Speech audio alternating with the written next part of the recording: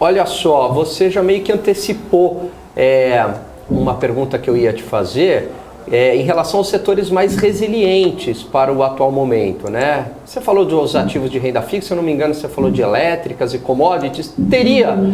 Teriam outros setores, além desses que você citou, e alguma empresa do varejo também que seria mais resiliente? Você falou da Arezzo, né? Se teria também alguma outra empresa? Assim, de setores, o que a gente gosta de fazer, né? A gente vê quais os setores que a gente acredita que performam bem, independente do cenário macro. Então, principalmente de commodities, e aí a gente... Claro, eu não vou nem entrar na questão de ciclo de commodities e tudo mais, senão a gente poderia ficar aqui falando por horas.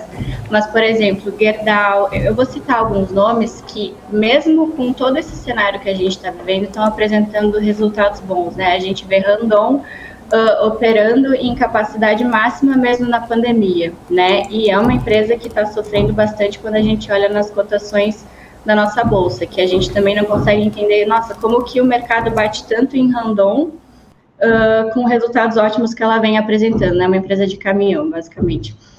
Randon, Gerdau, uma empresa de metalurgia, elétricas, né, que elas conseguem repassar a inflação, e aí quando a gente vai escolher empresas elétricas para compor a nossa carteira, a gente também tem que ter um cuidado na composição do EBITDA, né, de quantos por cento vem de geração de hidrelétricas, né, porque aqui no Brasil a gente tem todo esse problema de crise hídrica, então elas tendem a sofrer mais.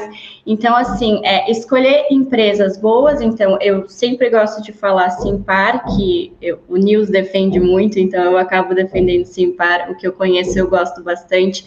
Gerdau, Banco do Brasil, a gente também, bancos, né, eles tendem a performar também bem nesse cenário de juros mais altos. Querendo ou não, a gente vê muitas pessoas falando, mas com a inadimplência alta, como é que o banco performa? Os bancos brasileiros, eles estão preparadíssimos para viver com inadimplência alta. A gente tem um histórico de crédito no Brasil, que o Gani e o Cabral podem falar isso muito mais, com mais propriedade do que eu, mas os bancos estão super preparados para qualquer nível de inadimplência que a gente vê aqui. Então, é pegar um pouquinho de cada setor, mas eu fico com elétricas e commodities no geral, né? Mas não segmentos que são tão sensíveis ao nosso macro, como construção civil, apesar de as empresas estarem bastante descontadas, ainda tende a sofrer bastante, né? Que nem o varejo. Mas dentro do varejo, que nem a Arezzo, né? Você trouxe. É uma empresa que está apresentando resultados recordes. Se eu não me engano, dos 44 trimestres que ela tem capital aberto, 40 ela apresentou crescimento, né? É uma empresa que está se remodelando, então até então ela era basicamente de sapatos e agora ela está focando em vestuário. Ela quer até 2025, se eu não me engano, ser uma empresa de 50% vestuário, e vestuário tem uma margem maior. E é uma empresa que tem um ticket médio muito alto, né? Então são consumidores que não são tão atingidos pela inflação e por todo esse cenário macro, e eles continuam comprando. E é uma empresa que, como a moda como um todo, né, ela tem todo esse gatilho emocional de compra por impulso. Então, mesmo que eu não precise de um sapato, se tiver uma campanha de marketing bem feita, se uma influencer X usar aquele sapato, a minha tendência a comprar, ela é muito maior. Então, tem toda essa questão de compra por impulso. E dentro do varejo também, eu gosto muito de varejo farmacêutico, que eu falo que é como se fosse um hedge para o varejo em geral, né? Porque o varejo como um todo, a gente fala, né, ele sofre, mas não dá para colocar tudo na mesma cesta. Cada segmento do varejo se comporta de uma maneira diferente com esses indicadores macros, né?